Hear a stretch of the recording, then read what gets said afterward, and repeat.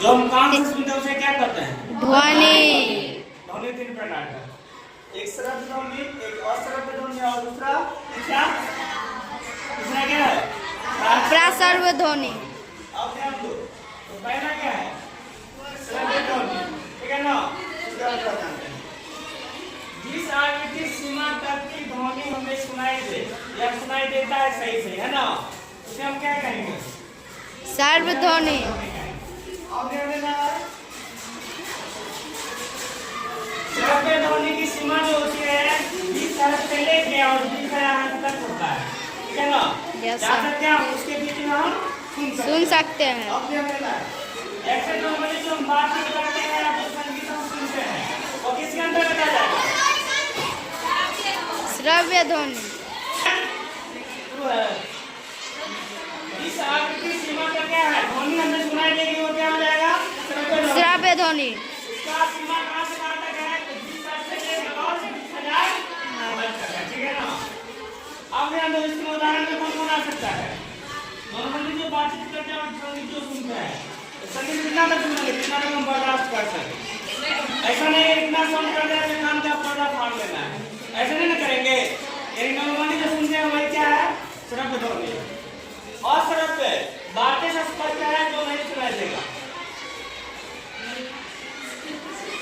दोनों का कपाट टकरा देंगे, कोई काम नहीं देगा, कोई ध्यान रखना, बोले ना पटापट नहीं करने के लिए। अश्रव्य का मतलब क्या हुआ? श्रव्य मतलब सुनना, अश्रव्य मतलब नहीं सुनना।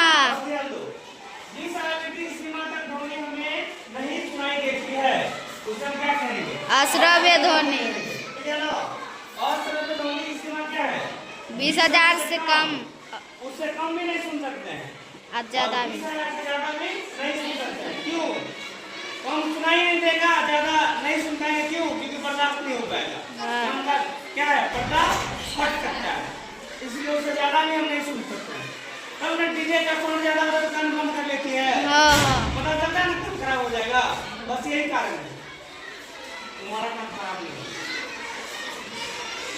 कान को बंदा भगवान ले लगाते हैं, तो ना ध्यान रखना।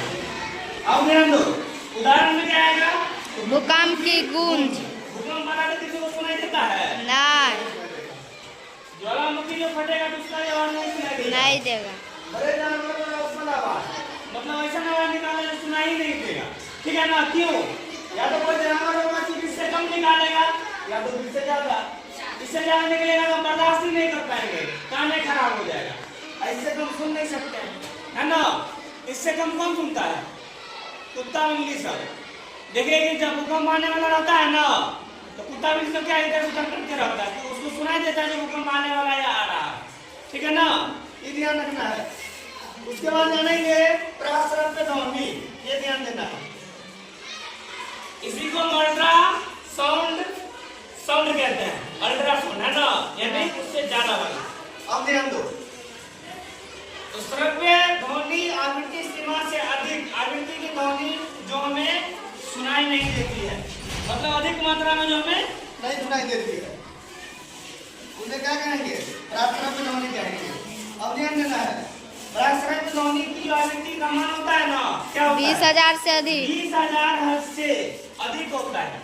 जैसे में क्या आएगा तो ध्यान देना है, उससे गार्डन द्वारा उत्पन्न आवाज होता है ना, वो आवाज, और मेडिकल अल्ट्रासाउंड जो स्कैन करता है उसका आवाज, और कीट नियंत्रण जो होता है उसमें जो क्या होता है आवाज, उसका आवाज, ये सब किसका उदाहरण है? प्रासर्व्य ध्वनि का उदाहरण है। इस बात का सबको ध्यान रखना। पहला क्या है? जो सुनाई देगा, दूसरा है जो नहीं सुनाई देगा, और तीसरा क्या है? जो ज्यादा मात्रा जो वो भी नहीं सुनाई देगा, है ना? क्यों? 20 से कम और 20,000 से ज्यादा नहीं सुन सकते हैं, ध्यान रखना।